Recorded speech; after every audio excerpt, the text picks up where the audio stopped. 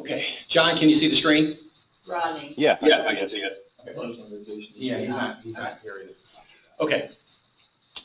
Did everybody should have gotten an email from Salesforce from us that set up your account where you went in and created a password? It was private. It was from Salesforce. Either Salesforce or Community Buying Group. Yeah. John, did you get one of those? Yeah, I got it. I've already set it up. Okay, great. I'm in. Okay, so those are working. If you didn't get it, let me know and we'll get it resent. It was a few days ago. So it's important that everybody has their own. So I want to start just kind of like foundationally why Salesforce, why CRM, what's the big advantages here? Because sometimes it becomes a bit daunting to have to put information in. What's everybody's Colby on their second number, on the process number? Anybody knows your Colby? I just did mine. Don't worry about it. Sit down. It doesn't matter. No, It's I'm okay. really curious. John is a 6. We know that. He's a 6'6", 3'4". Everybody's always all. Couldn't make sense of what it was. Okay. I know John's, but I don't remember mine. Great. It's gonna be faster than mine. On follow through? Yeah. 5. A 5. Okay. Oh yeah, I scored really low on follow through, which is why I don't pay any attention to the Colby. Okay. Explains a lot. Okay. The reason I said that is that, part of this is a process that everybody has to be bought into. You guys don't work for me, so I'm not your boss, but I will encourage whoever you report to make sure that they're saying, hey, you've got to use this. Everybody has to use it the same way. Everybody needs to follow the process. And what that'll do for you is give you leverage amongst each other and with yourself to be able to, one, keep yourself kind of accountable and track all your stuff. And two, be able to easily get to things like dashboards that we can roll information up to. So we're going to go through kind of the whole process of how Salesforce works, how you would enter opportunities, what those are. There's a lot of argument about Salesforce uses vernacular lead and opportunity, and it can be one and the same. So we're going to talk about opportunities as an opportunity to sell somebody something that has a sales process, that has a funnel to where it starts from, hey, we've got a prospect, and we get them into or a suspect to a prospect to putting a quote in front of them to them signing something for them paying and getting it closed. That's kind of a real quick example of a funnel, and those will work through opportunities. We'll talk about reporting and what that looks like. And then when you get the reporting put in place that reports across all the different fields and the things that are in the contact records and the opportunities, then you get this power of having a dashboard. So ideally where we want to end up is everybody has their own dashboard that shows things like how many prospects do I have in this particular part of the funnel? How many people do I have that I've given a quote to that I need to follow up with that said they were interested? How many, depending on what it is that you have, you may not have a product that you sell that you get money for, but you still have a sales process to probably get a task done from start to finish in a different way. So as you think through this, some of it may not apply, but you need to think about what does apply so then we can tailor opportunities specifically to everybody's different area. I'm a 6 on follow through, by the way. Oh, you're fantastic. She's still following through to further go. Okay, so let's just start it, and some of this will probably be a refresher and pretty obvious if you've used some other CRMs and things, but in Salesforce, when you come in, what you see across here, you have the ability to customize what you see across the top here by coming over and getting into this. And this tells you all the different tabs that are available. You can customize your tabs right here. Again, we're recording this, so if you start there's a lot of things that you won't use in this that we've never set up.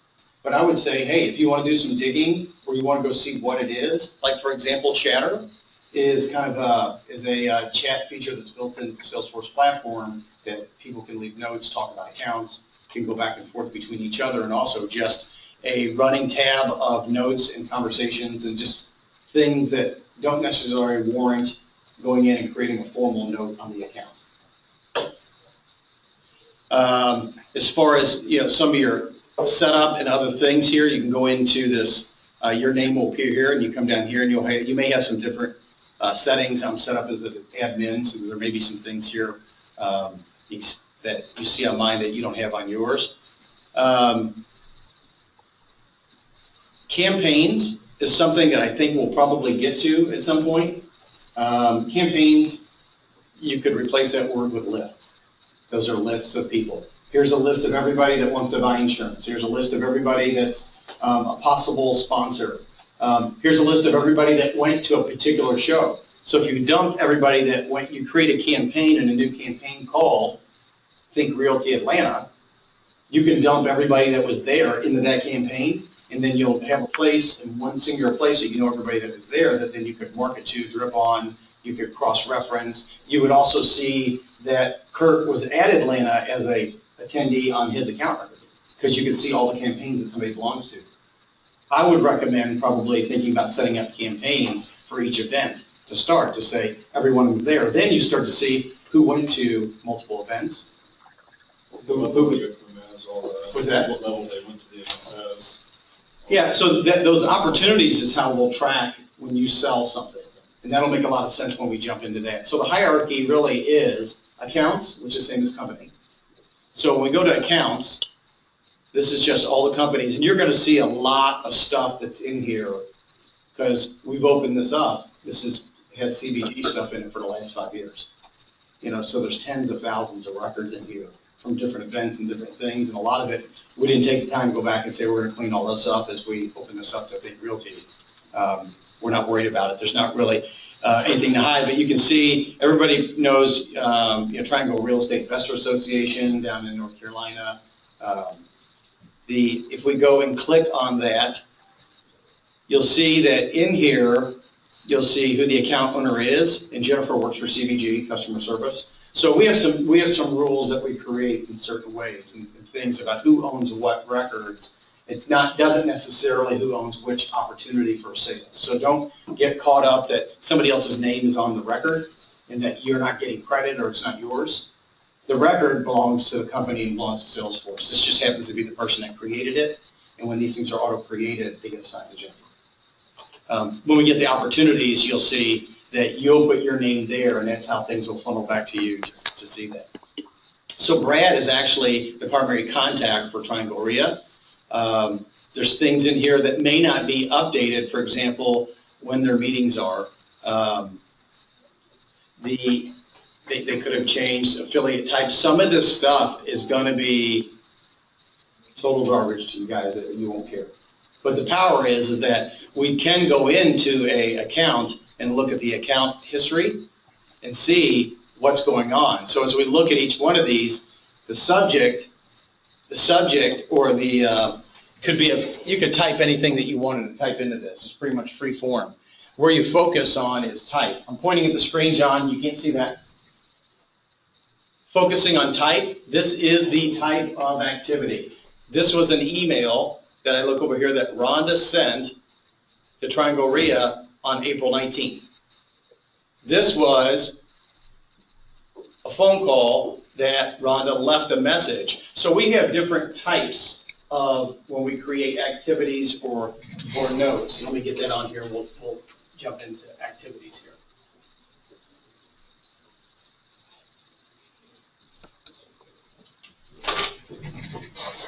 So this is where you get that. This is where you'll get that cross opportunity to see that somebody else within the enterprise talked to somebody recently.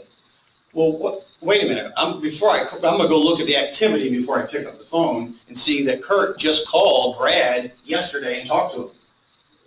You might click in to see what the details are. So if you want to, we'll see if it's in here.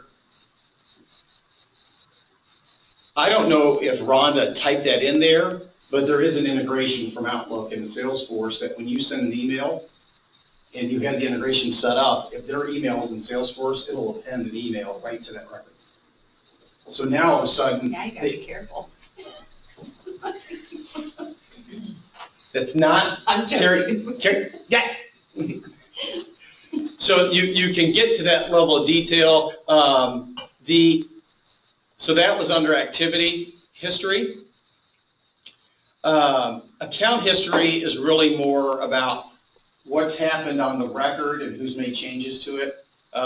This was created back in 2014 by, 2014 by Mitchell Cole. It was created. And then there was already a second, if you look at that Lauren Shank's entry above it, there's a lot of times that there's going to be something already in Salesforce, and you have the ability to merge two accounts together, so then you don't have duplicate accounts. The biggest thing you're going to want to do, and I'm going to show you some tricks to searching in Salesforce, is you do not want to be creating duplicate records, or it defeats the purpose of, that Kurt talked to somebody yesterday, and he said, do not call me. I do not want to hear from anybody Think Realty again, or I'll never do business with you again. See, when somebody calls and says, I didn't see that note in the record. Well, there was two triangle Rias. One was spelled with a dash, one was spelled without, and so then there's two records. So that's what you have to be very careful of when you're searching for. Okay, so opportunities, we'll get to in a few minutes. Contacts, so if we look at a hierarchy of an account can have as many contacts underneath it as it wants. Those are people that work for the company, that work for the association, so when we go to here, you'll see there's 5 contacts underneath Triangle RIA, and all of these people likely are on the board or work with this RIA group in some way. Chuck was the president for a while, don't know if he still is. Crystal was working. Where you see Lowe's LAR setup, don't worry about that. That field in the center piece here, don't worry about, just ignore this. One thing you can look at here is on the data source. It tells you how the data got into the record. So if we look at Cynthia was manually entered, Chuck Juergens, CBG Group, SU stands for sign up. So that tells you that they actually went through the registration process to join CBG, and that's how the record got in there versus somebody manually putting it in there. Unbounced was an old forms product that we used years ago. So again, there's a lot of stuff in here. And I'm happy to, be support here as far as, then what does this mean? What does that mean? There's going to be things that are in here that don't need to be, but it's not worth going back and changing a bunch of record types at this point. Where's the account history pulling from? Is the account history, is there a place to enter that stuff there? Or? Yeah, so when you're in, let's say that you're in the account right now, right? Mm-hmm. I go to account history. Oops, sorry. I'm sorry, account activity, not history. History is the history of the record and who changed it. That happens automatically. If you go change somebody's last name because it was misspelled, it goes into history that Carmen changed from RAO to ROA, or vice versa. That account history gets, when you click here and you say log a call, now you come in, the subject is freeform. Let's see, calling on affiliate, oops. Okay, whoa, okay, that's all right. Here are the different ways that you can, the different types of connections you can make. A call reached, obviously that means you called and you reached them. You received a call inbound, somebody called you. The reason why we created these types is because it works really well to be able to build analytics to see what your connect rates are. And you can weed out things like, that's fine, you made 30 calls today, Kurt. How many connects did you make and how many messages did you leave? It gets further because the voicemail was full. You left a message. You didn't leave a message. It was an inbound call versus outbound. Wow, this is weird. We're getting X number of inbound calls. And like, so after we do like a, if we do an email blast, and then you can kind of see, wow, we get a split of calls. Or you do a slide dial. I don't know if you guys use slide dial. That's a slick product where you can record one message and then send it out to hundreds or thousands of people at once. Hey, everybody that signed up that's on the list, that's in the Think Really database, that's in Atlanta, hey, we hope to see you in October at Atlanta on the 14th and 15th, and you leave that out. Call me if you have questions. Then you can kind of see, oh, that created X number of calls inbound. Hi, Barb. I think that'd be a really cool idea for Sonia before the Atlanta or, look forward to seeing you. It costs about 5 cents a call. And it bypasses and doesn't ring their phone. It just drops them into voicemail like, hey, sorry I missed you. Hey, sorry I missed you. I just wanted to call, make sure you knew, can't wait to see you at the event next week. We're glad you're coming. Hey, make sure you bring a friend. And REIS used to do that. I can't remember what it was called. It wasn't Vital, but, and then there's reporting.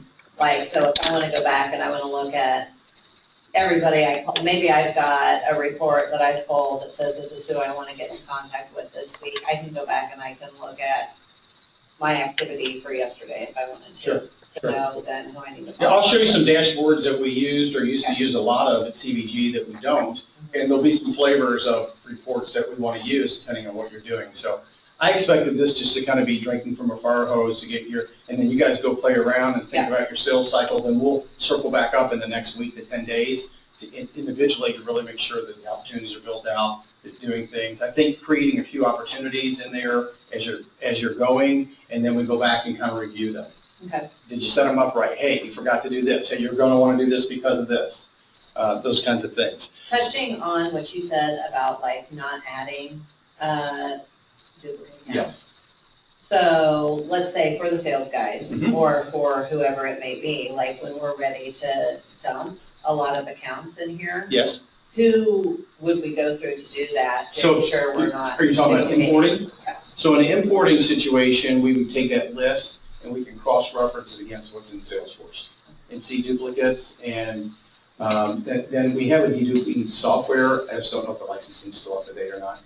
Does that process need to go through someone? I'd say bring it to Versus me every and I'll make individual sure that doing Warren does that. Okay.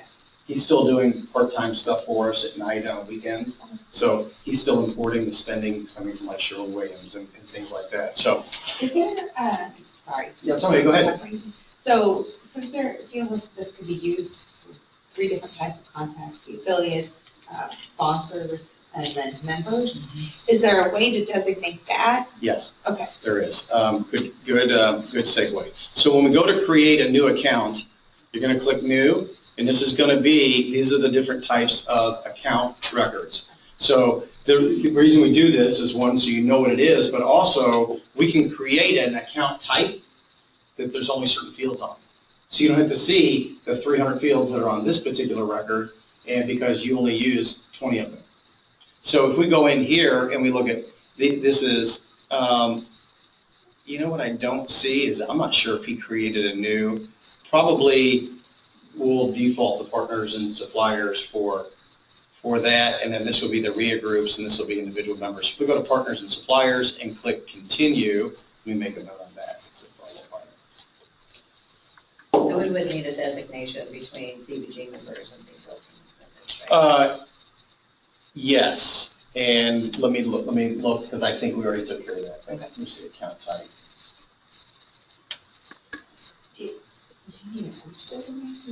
I mean, they basically are an affiliate. So. Yeah, I think I would put them in affiliate. What you don't want to do is get crazy granular. Yeah. Otherwise, you create such a big monster. Then it's so hard to make changes or remember what you did. And that's where we are and were with Salesforce for a long time, because as we just grew organically and we kept just adding fields and doing the best we could to create this monster, then we got somebody in that knew what we're doing. And it's like, start shrinking this stuff down. There's too many different options. There's too many different things. So if we come in here, anywhere you see that little search functionality, that's a lookup window that allows you to search right into Salesforce there. When you're creating an account, you see the red. The red is designating that it's a required field. You have to have an account name, right? So this is going to be, I better not put that. I was going to put ASS for association, but okay. Okay. So that's really, to create a contact, that's really all you need. Let's do this too, so we can find it. Okay. And we save it, and now we've just created this with really no other detail. One of the things, you cannot create a contact. You can't create a person in Salesforce without having an account to connect it to. So you can't say there's no company. There has to be a company.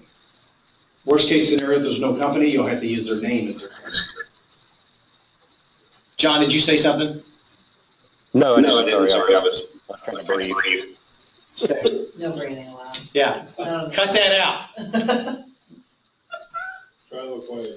Okay, so now we have our CARB ABC test account, and at this point, we can be putting in their website, we can put their phone number, and billing and shipping addresses. This shows who it was created by, who last modified it. There's no contact here. These links that you see across here, these hyperlinks, are just anchor links that actually, if you click on it, it's going to drop you down within the record down here. You'll get the hang of it, but when you roll over top of this, if you're lucky enough to be able to stay inside this box, you can just go from right here to create a new contact. Now, first name, last name. This with the account name is already here.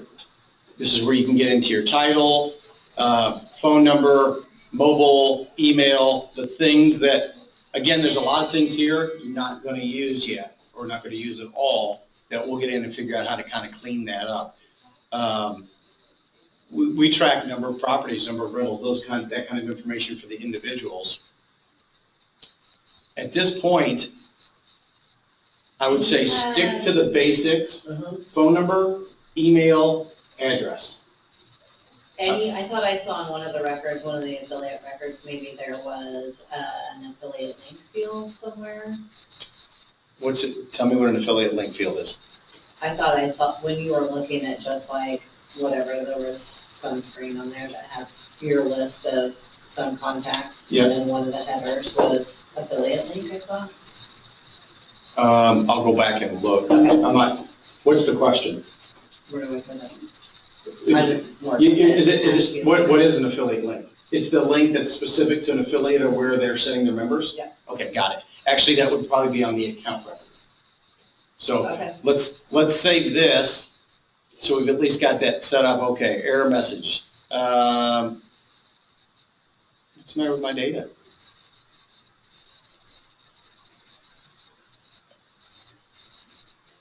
Okay. Oh, I did not put the lead source in. So I think you should be thinking about what we want to use this for. This would have been where, so you saw conference or event. You know, it's like, where do we get this name from? Where did this come from? Did I find it on Google? Was it a cold call? Did they answer an email? You know, we can use this lead source for anything we want. And this is where I was talking about, it's not required, but this was manually entered. Let's see if we save this now. There's a lot of cleanup that needs to happen on these records that you guys don't need anywhere near. So stick to the basics. Name, phone number, email, address. And those will get you 80% of the way where you want to get, because really just creating the contact name, now you've got let's go back to the account, and now we see the hierarchy that now we've got. Ben is a contact of this. You asked about the affiliate. You know, there's no affiliate link here because this record type is partners and suppliers. If we change this, because, oops, they were really an affiliate.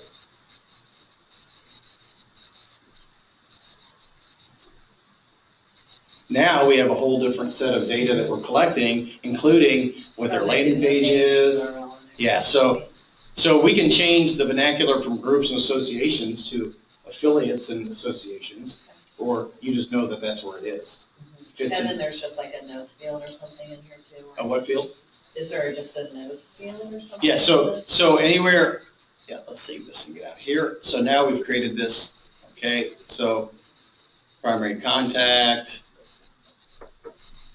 So part of what we started to learn is that people changed that ran associations, and because of some of the mail merging and some of the emails and things that we wanted to do, we needed the contact record here. So now I'm going to go search.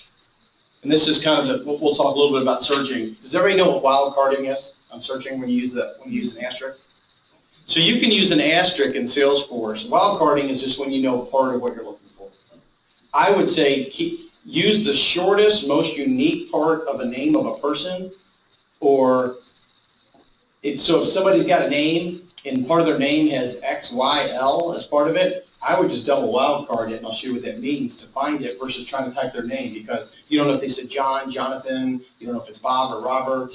Find the most unique part of their company name. So if I go in and we looked up wildcarding, just be you can front end it and I can put test, and this is going to pull up way too much stuff. So this is going to give me anything that has letters in front of it or characters in front of it and the word test, and anything with characters behind it when I go to search. So here's all the ones that have test. There's the one I was looking for, and went to find it. So now I'm going to save this. Okay, so now we've got this account, and the contact is here. Carmen, you asked about notes. So if it's not activity, history, email, call, those kinds of things, there's an opportunity where you can go in and attach files. You want to attach the contract? This is where you attach it. Instead of, we weren't using Dropbox, we were attaching things in here. And then you want to do a new note, then this is just free form, and you can make it private, which means that only you see it, or you can put it out there for everybody to see it. Oops.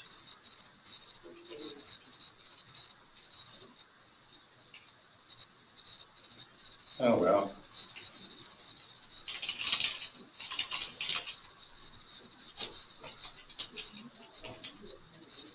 Hey. How's it going? We've got the executive team and Charlie in here at 11:30. Uh-oh. Okay. And then we're meeting, you guys are going through CRM. Yeah, we're doing overview right now. Got it. Say hi to John and everybody else. You're being recorded. This is Eddie. This is the big dog just walked in. Well, let me see, since you've got that, there's no other, let me see if I can move us to maybe my office or something. That would be helpful. We're recording this for everybody that's not here too. Got it. That's good.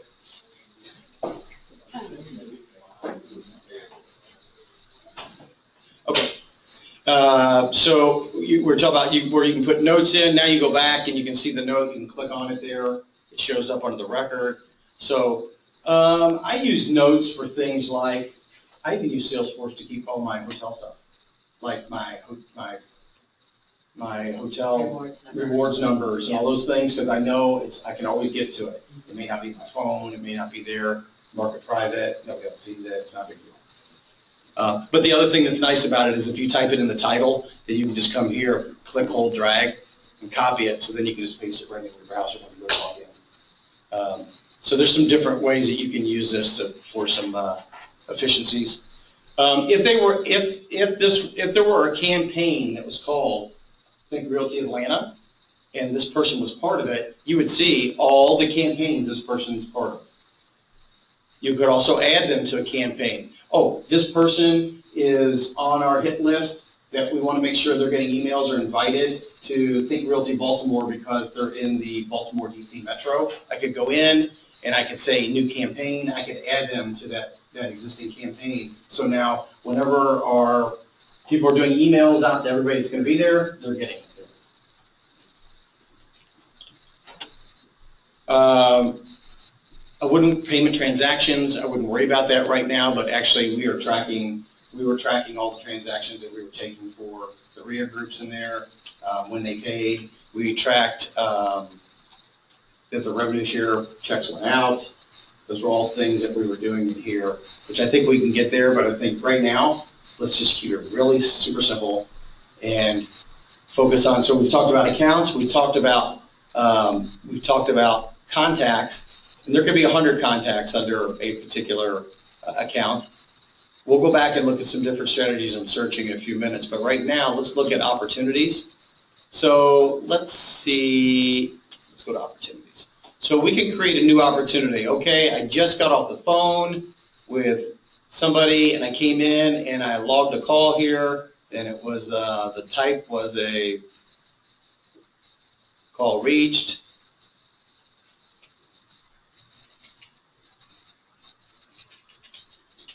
Prospect for affiliate. That was there. This is the date. Maybe I'm going back in to do this. and I did this yesterday. So I'm going to backdate it. It said I did that yesterday. It's going to know when it went in, but a lot of times people are going to take notes on paper, or they're not going to be in the office, and then they're going to come back and put it in there in the future. So that's really all we need to do to log a call, and it's there. Now we've got that call. Now if we have a report that said show all events called activity, and then we rolled that up to like a dashboard, I could go to my dashboard and see, here's all the calls I've made. Here's my connections. Okay, I'm connecting 30% of the time when I'm calling. Those type of things, you start to get into analytics that really can help. Okay, so let's get opportunities. This is where it gets really exciting for me. Are you ready, Kurt? I am ready. Okay, because I'm really, really excited about this work. So the different opportunity types are in here. And sponsor and ad sales. I missed that yesterday. Okay, so I would say sponsor and ad sales are all thrown in the same type of opportunity. So whether Rodney's going to use it, you, John, this is where you're going to want to go. You want to create an opportunity for either sponsorship or ad sales. We click continue. This is just like the opportunity. This is where we're going to track and create that staging and that funneling for here's an opportunity. So the opportunity name, see, that's account name. That is a free form. That's a free form name. So we'll have to decide if you guys want to use something standardized on that. Otherwise, you can put it what you want. It's a big opportunity. Okay. The contact, I'm looking for, let's say I'm looking for Kurt, and I can't remember his last name. So now I'm going to wildcard this and say I'm looking for anybody named Kurt that's in Salesforce. And you'll see it's even pulling people that have a Z in it because I wildcarded it, but I'm rolling down to look for somebody with, and let's just pick this one. Okay, I got this guy. So then that's my contact, that's there. The stage is, he's got a stage. Don't like that. Because I had not, I apologize, I did not review that staging that I hadn't put together. What do you like about that? I don't like it because prospecting cold, warm, and hot is a little bit vague, but really that kind of starts from like 0%, 10, well, actually, you know what, he'll have it assigned. As soon as you pick this stage, it's going to automatically create that. So he did do what I asked him to do.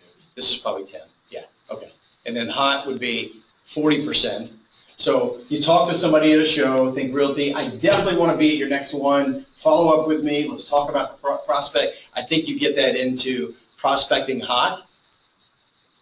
And the close date, let's just say that we're going to try to get that closed by the 28th. And you might even make some notes here. Met at Realty, and we save it. You now have something that's tracking this opportunity, which once we get it to this form, we can report across any of the fields any way we want. Now, so when we go back to the contact, let's start at the higher spot. When we go back to, I want to view it. That's why I was clicking on it. That was weird. Okay.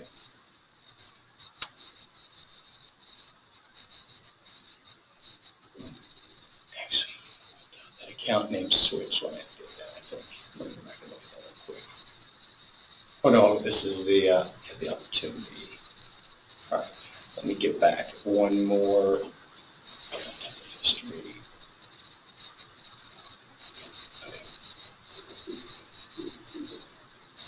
That opportunity, because I put Kurt's name on it, not your Kurt, but Kurt Gardner in the account, that opportunity is now tied to both the account.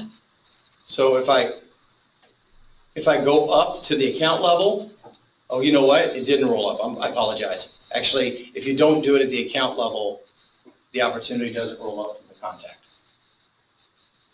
because it's tied there. But you know what? You can actually Sorry, let me get back here. It's going to be easier for me to do it this way. But when I go to here, it's going to show it there because that's the account name that we put on the. Come on. There's the opportunity. Okay. So let's get back to the opportunity for a second. So now you've gotten back, you've added this. The thing that is really neat about opportunities is in the staging piece of it, is that it actually will track time. So from the time you put in your first entry, it'll start to show you the time between the staging, which if you track it, if you start to track it in notes, and like, I'm just gonna make a note here that I'm gonna send this quote. There's no tracking whatsoever. We can't report on it. We can't do anything. If you use random fields to put stuff in, we can't track the time. What you want to try to do is develop to know what is the time for you to close a supplier. From the point that I meet somebody, wow, once we get them to 40%, it only takes us 14 days to get them to close. But when they're in their prospecting cold, average sales cycle is 120 days. So getting them to the 40% is really critical because then we know that we can get them closed in a few weeks. So when we look at this opportunity, we go back in and kind of take a look at it after we've created it. Now I've gone in and I've talked to them and I sent them the quote. And I didn't click on it. Sorry, it's not. So now I did that and I saved it. And when we look down at the bottom of the stage history, we see that it went from 40 to 60. Obviously, it's the same day, so really good. You know, I'm really good at this, getting those quotes down in 3 minutes. I'm getting ready to close it too. So now I sent the quote. Kurt talks to Kurt. Said, "Love it, man. I'm on the road right now. I'll sign it when I get back. We're definitely in. Looks good. Pricing looks great. Thanks." Now so as we put these opportunities in different buckets, then we can now report on and say, show me everybody that's 75%, people that said yes to you, but then you need to follow up to get the sign. Now somebody else within the organization is about to call him to go ask him for money or for something else, and they see that you're at 75%, they're going to one, call you, back off, or come to you and say, hey, what's going on here? Should I call them? Should I wait? I don't want to disrupt your sales cycle. I can wait another day. I can call them next week. Those are the things you start to get that visibility on. And when you go to search for Kurt,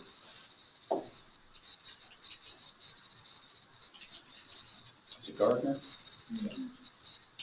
And we go to search for Kurt Gardner, as you see it, and it finds it, it'll come there. Now, we get to see all the different, okay, all the different things that are going on. Here is the activity history of stuff that's going on. Here's the opportunity, and it's a verbal agreement. You can click through into this. There may be multiple opportunities. The opportunity could be that you've got a contract out that they're going to be a coach or an affiliate, and we're waiting on that. You would see that here too, because there's an opportunity that's likely could happen. Somebody wants to be an affiliate, but they also want to be a sponsor at a show. Those are 2 different opportunities for two different parts of the organization. But now you have visibility into that, oh, somebody else is talking.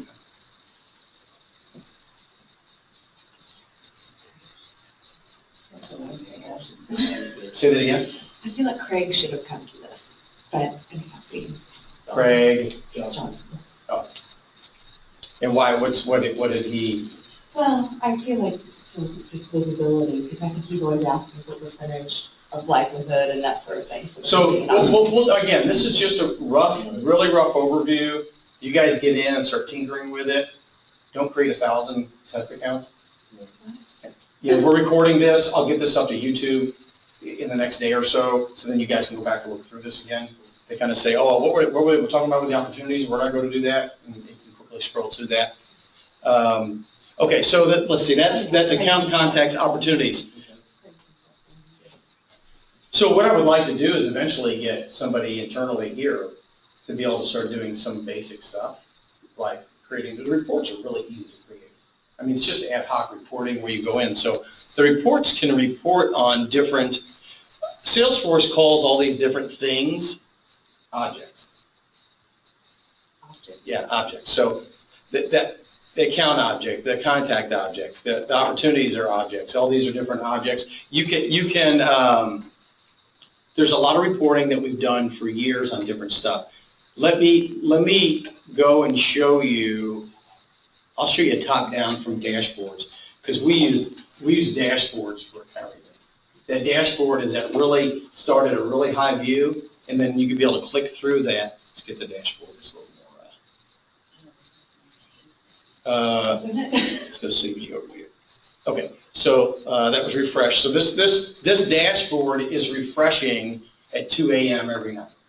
So it's pretty recent. And what this particular dashboard is made up of different dashboard components. Right now there's just one. Each one of these are separate reports. So there's 6 and there's 7 here. There's nothing here because there's nobody tracking calls at CBG right now. That's not, we're not doing that anymore. We don't have any RMs to do that. So this is actually the CBG's registrations. So you can see in June this is our registrations by number of people that register on our website, and this is showing that we're at 51 so far in July. So this is getting fed.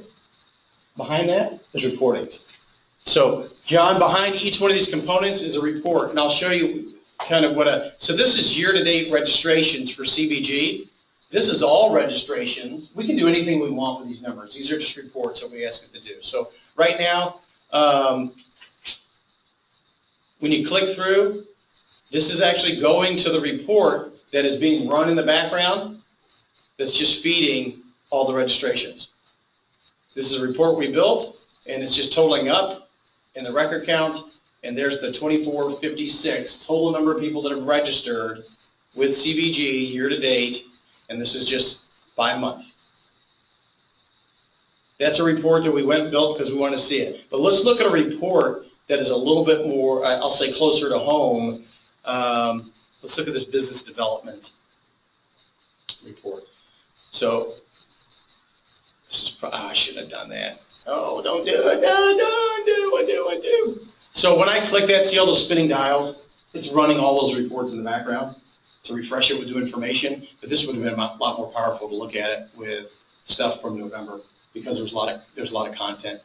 All right, so this was business development reps. Everybody remembers Janet and Jeff and Scott and Tricia. This was showing the number of deals that they sponsored, which is just one way that we measured it. This showed we were tracking everything from how many accounts that we were sending somewhere. So if you want your data displayed like this, it's no problem. If you want your data displayed just as a number, that's no problem. This was something that, so as opportunities were being created, these are opportunities that these people needed to follow up on. So I created a number. How's that set? I mean, is that something that you set your own follow-up on? Or? Well, this is set for more of for review. So let's just look. I have 57 accounts or opportunities that I need to follow up on. Those are all my opportunities in all stages. Yeah, this was 90 here, 51 here. So this is kind of this is the view of all the funnel combined. Don't worry about what the reports say. It's more about that we can create kind of any view that you want, depending on what the data looks like. Actually, this one was showing reps year to date and how many accounts that they had closed over here, and then how much those accounts had spent in millions on this axis. So we can actually plot multiple points of data if we want to. You really need to think through what it is that you want to what this one looks like. Oh, that's a good one. It's broken. My favorite.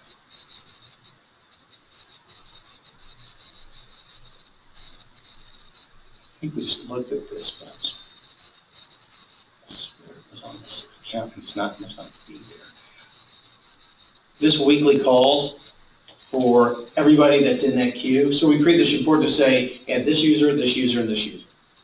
We want to track how many calls people are making, we can track it here. When you click through that, you can get into the detail of what those calls were, connected, left message, those things. These are all ways to roll up. So when we go into reports, we can create a report on anything that you want. We want to create a report to see how many opportunities have been created this week. How many opportunities have been created from somebody that's in the Baltimore Think Realty campaign.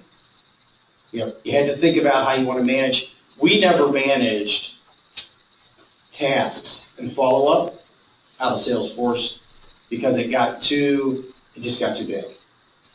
You call 30 people. You get a hold of 10 of them. You set a follow-up for those 10 that they say follow up on these dates. Okay, you could do that. Then the other 20, you say, I'm going to push them out 2 weeks and try to call them again. You do that for 90 days. Next thing you know, your task list is popping up, has more than 100 tasks in it, and it's overwhelming and you can't really prioritize. How do you prioritize which calls to make are the most important and have the highest likelihood of closing and have the most value? We did that through dashboards, and so everybody had a dashboard. So we can say that when you log in, it knows who you are as a user, and it only shows you information about you on maybe a business development dashboard. So you see all your analytics. You see where your staging is for your opportunities, not everybody else's. We might have another one that says all people in Think Realty, and it has all that information fed in together side by side. That makes sense? I know it's a lot here, but. So when you get in here and look at things and you kind of think about how you do business, think about what it is that you really want to track. Staging can be very simple as if there's 4 stages. Staging can be as complex as if there's 10. I would start with simplicity. Don't try to over-engineer it, and then we'll go and add to it, because what's going to happen in the first 60 to 90 days, you're going to learn a lot. You're going to learn, oh, I should have never been doing it this way.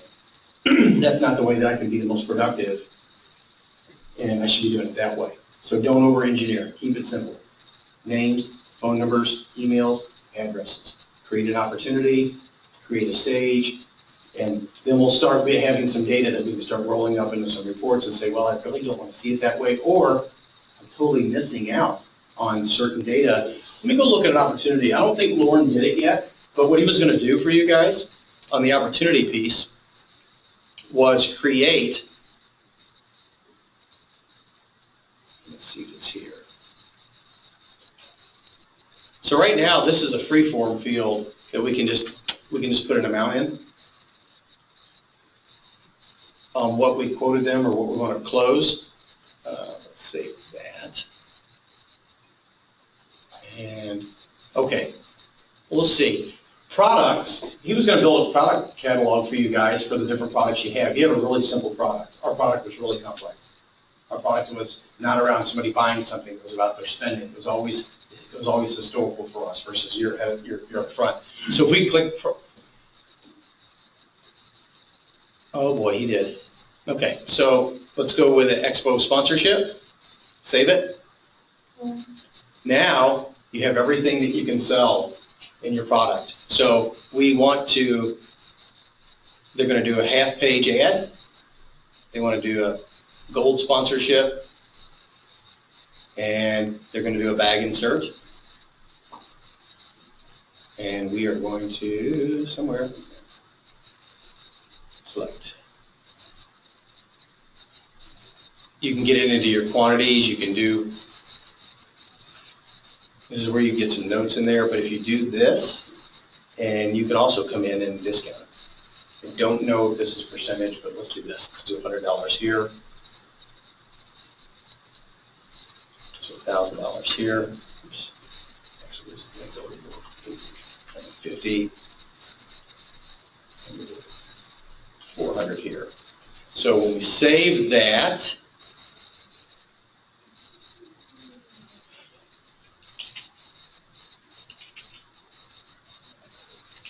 I probably would be putting, you know what, these are all under that opportunity. It's percentages, I think. Oh, sorry. Between Got it. Got it. It's Carmen.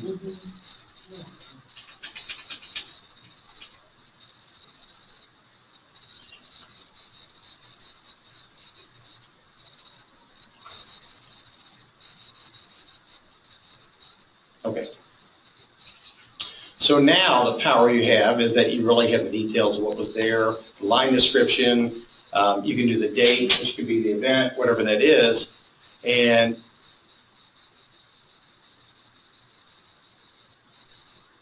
it's totaled it up for you. You're 20%. Do you know? And when you scroll over this here's a nice place for some notes on the opportunity. You know, the date that you use might be, hey, I'm going to give you a 20% discount across the board, but I got to have it on the last day of the month. And that's what you put on the date, on the quote. You have to decide how you want to do it. You can't do it this way on 10 of them and this way on the other. You have to decide as an organization about what's really the right way to do it. So let's not worry about the date. Let's run through it and figure out, oh, the date maybe should be the event. The date maybe should be, you know, if you put a carrot out in front of them, you have to stick to it. Because then you start to say, give me reporting of everybody that said that they had to have it in by the last day of the month, and then you see that list of 6 people, so then you can maybe follow. Does that make sense? Okay. John, does that make sense?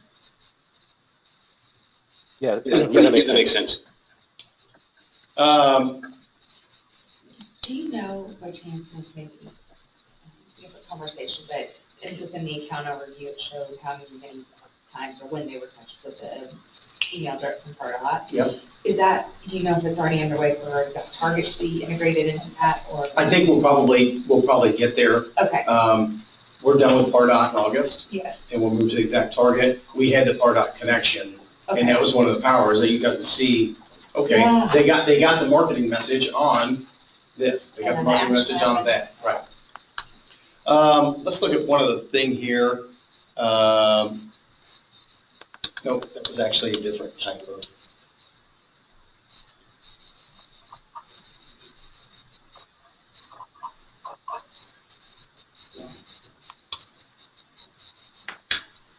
I'm going to go back, and I'm back into the same.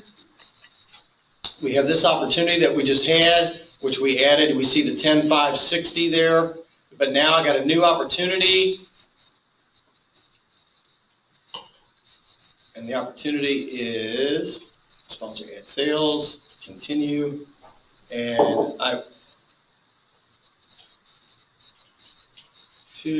staging. Whoops, that's too high. Expecting hot. Date. Have to save that. Now I wanted to go down and say we're going to add another product because we have an opportunity, and it is the.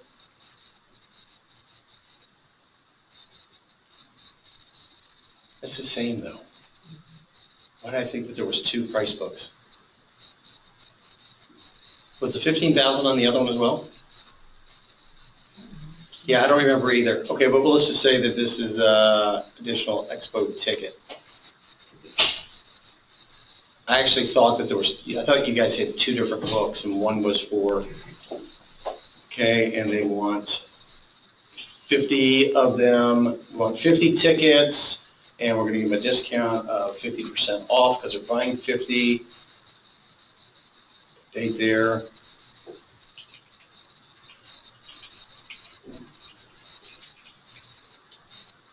And save that. That should be 50 times 12, 650-ish, right? Yeah, okay. So now we have 2 opportunities there within this. Go back to the account record, and we see there's 2 opportunities here. One is the big opportunity, and the second one is there that we saw where we did bulk ticket purchases. So if we're working with affiliates and say, hey, you want to purchase those, we'll give you a discount. You have the ability to know what you discounted it, you can keep track of it, you can put it in there, and then now we can report on it. Give me everybody that said they wanted bulk purchases that we need to follow up with. We're 30 days out, what hasn't been closed. I'm making this stuff up, but does that make sense as far as having different types of opportunities in there? Okay, so let's talk, we talked about, okay, searching. Yeah, let's go back because this is where you're going to probably spend some time in the short term, as far as looking for something, looking for, give me one of your accounts, Kurt, somebody you're doing business with, somebody you're calling. Who? Equistream. Okay. Actually, that's probably going to pull back. I would probably go with, that's what I probably would look for. There's probably a lot less streams than there are equity in the. So there's 15 accounts that came up with that. I selected more, and you can sort by there, okay? I don't see Equistream in here as an account.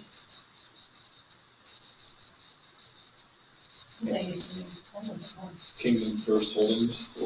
Okay, so And what does that mean? I think it's a religious reference. Would be my guess. okay, so I didn't see any kingdoms either. That's probably where I would go with that. So now at that point, I probably feel like I might search for their name. If I can't find them, then I'm ready to roll to create the account. Create the account, then I'm creating the contact underneath it, and then I'm creating a opportunity. That opportunity then has a price book if you want to add it, and you can discount it, you can quote it, you save it there. Once we start to get that, then we'll go back and we'll create some reporting around it. Well, that's it, guys. 1 hour of Salesforce overload. We'll call these overload sessions. Thank you. So is there like a true, in our opportunities, we would just look at the closed one and, I mean, like, is there any order tracking in here or anything like that? When you say order tracking, tell me what that means. Let's say Kurt has a sponsorship. Yep. And it was for that amount. Okay. And And he they closed signed it? their agreement Okay. and they paid. Okay, so then we could say that we can move it to where the people then signed it, Yeah. and they're at 95%. We can put these percentages on anything that we want, but 100% to us is that that they've paid. Yeah, that's closed in one. Are you talking about a report where you can see what's closed and what's not? And what's- Yeah, so Or even just like a true order, so that when if we wanted to go back and we wanted to look at all sponsorship orders for whatever. we can do campaign. reporting on anything that we want. Give me Yeah. everything that's closed won. Give me everything that's closed lost. Yeah. They decided not to do it. But there is no place to put an order in for that amount, invoice, and process. You are, okay, so really what you're trying to get to is that you're trying to invoice them. Is that what you're Well, asking? that's a piece of the puzzle, it's not everything, but. So that's between the point that they sign a contract and they pay. Mhm. I mean, there could be, signing a contract could be 90%, and we could say invoicing is 95. Yeah. And then we're waiting for that to get paid. How are you invoicing today? Well, we've lost the system that we were using. You can't find it? So, Somewhere in the building, just or- our contract over. Our contract ended through that system. Okay. So what do I you think do? they're trying to figure that out, Okay, so, how that's gonna happen. so are That's why I'm you doing a Word document? I mean, or Or you're not gonna they were invoice talking about anything? using maybe Square, maybe trying to invoice through Square. So process a payment. Yeah, but that's not, so processing the payment and sending an invoice are really two different things. Right, but I think you can invoice through, Yeah. I don't know though. Well, we've Square, because invoiced there has through- to be an You order can invoice tied through to it. QuickBooks, and then there's a link they click on if you use a credit card to pay, and then it automatically comes into your account, and then actually creates the entry in QuickBooks if you use QuickBooks. I'm sure Square has invoicing solutions as well. I mean, depending on who's working on that.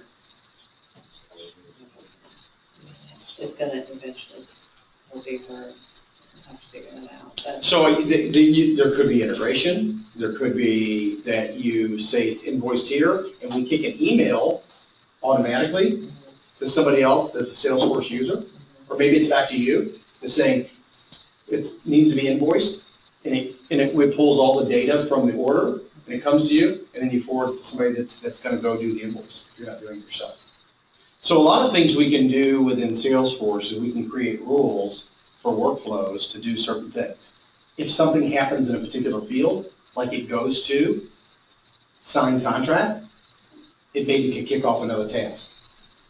If it If it, maybe that's an email notification to everybody on the team to say, we closed this person as a sponsor, and everybody on the Think Realty team just gets an email from Salesforce that says, we closed XYZ sponsor, so That's everybody kind of knows. cool, really. I mean. So there's lots of, like, every morning I get an email, and everybody in the team gets an email that says, here's who registered last night.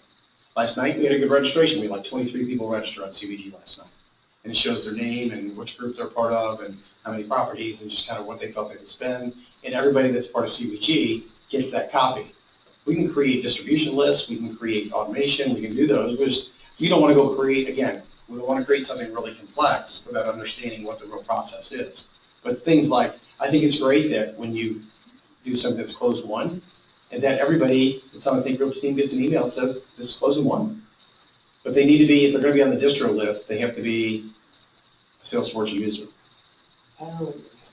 And That's why I was suggesting maybe if you close it, it goes back to you, and then you would forward to somebody to invoice it possibly. so there's closed one, and we see that, but there's paid and unpaid also. Yeah, so signed contract to me is unpaid, closed one is paid. So when we walk through, sorry, John, pointing at the screen again. We walk through the process of the sales. Okay, we met them at the show. We got back the next day, that weekend, Monday, we sent the quote. We called them 4 or 5 days later to follow up. We caught them on the road. They said, yes, love it, sounds great, gonna do it. We said, oops, we forgot to put the amount that we were gonna sell them. Then we said, double oops, we should have been using the price book and forgot about it. So then we created the price book with the discounting that they agreed to. The contract was sent to them. They signed the contract and sent it back. We're almost all the way to the end zone. We don't have payment. Then all of a sudden we get a payment. It comes in. It's closed one.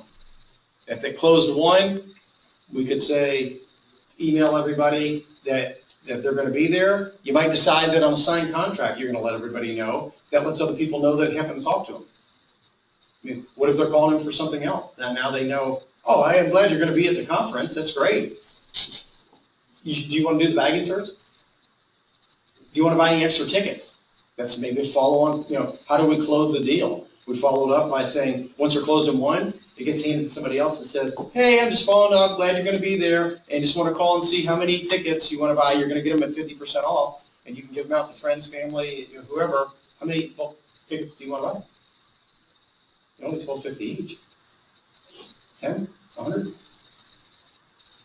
So you can see how powerful this can get as you start to get more organized and understand the process, because you get visibility in the sales process. And sales is really early to marketing as well. Yes, assuming that we connect exact Future targets state, in the future to what's going on there. So okay, the Think Realty email went out today, and that gets appended to that record because the email that it went to was in Salesforce, and that's what Brian is really good at, and he's got that experience to do that. So I'm assuming we'll get there. One thing is garbage in, garbage out. Sure. If you mistype an email, if you put the wrong thing in, it really screws up automation. If it says, welcome, and you put their first name, and there's no first name there, and, I'm sure we've all received that email that had a comma with a blank space, and it's like, oh, it's very personal. You know me so well. I think I would probably, next steps might be, we should probably figure out about the Outlook integration, so then you guys that saves a lot of keystrokes, because you don't have to go do the intro. You don't have to copy and paste it into the record.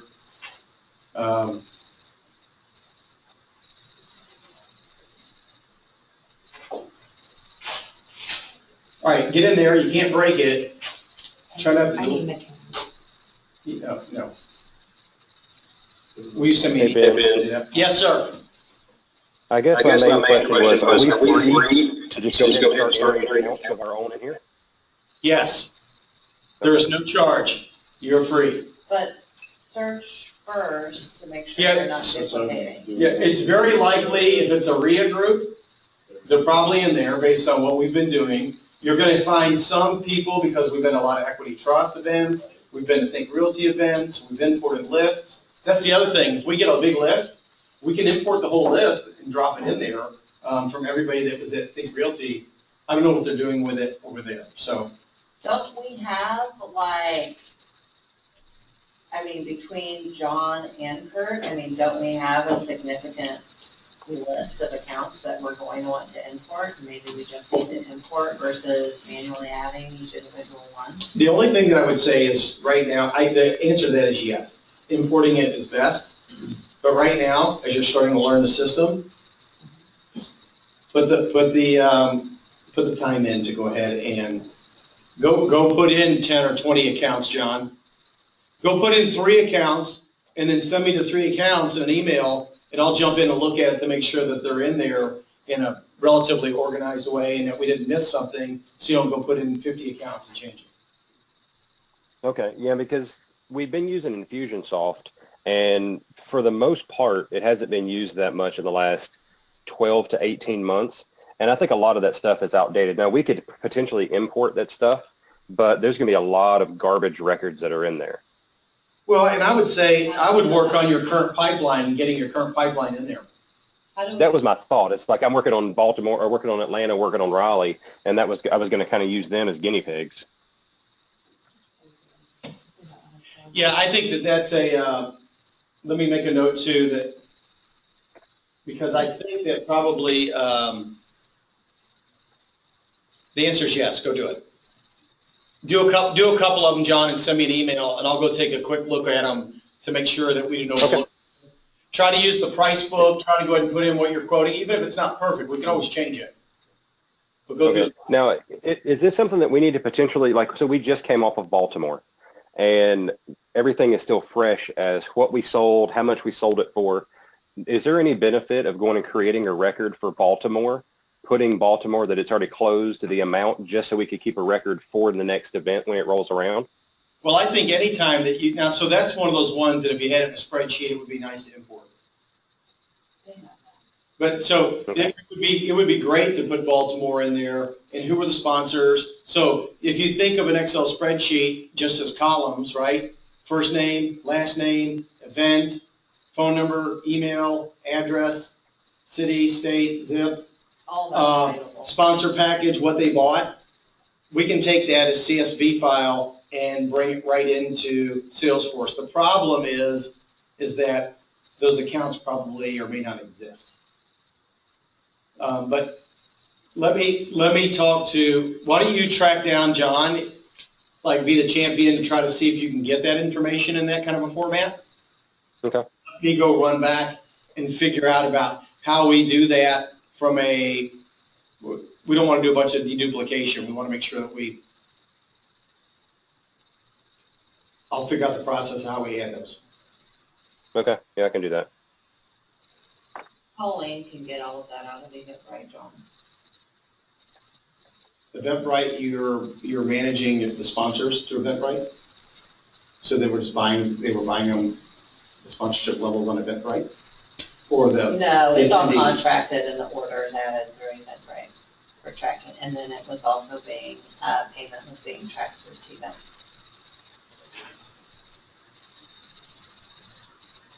Well, you're talking about the sponsors and ad sales, John, not the people that attended, right?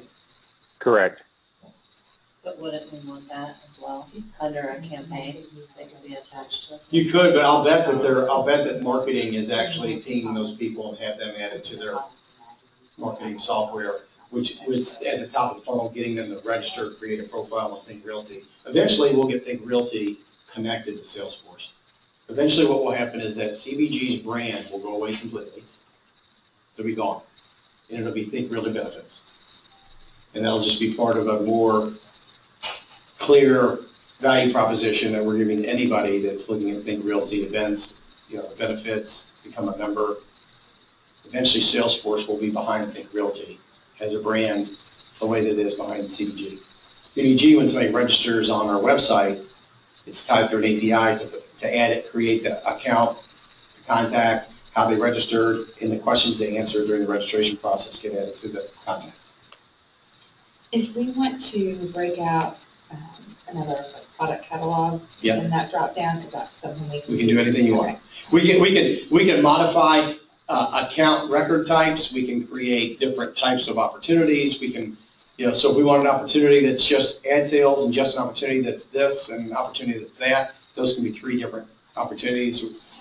We can, right now it's just, they want to put too much design into the process, not really understanding all of it. Sure, no. Okay, any other questions? Nope, that's all I got. Okay.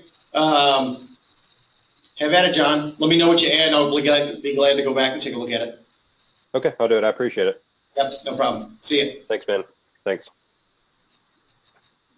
John, so I would are you setting Craig up with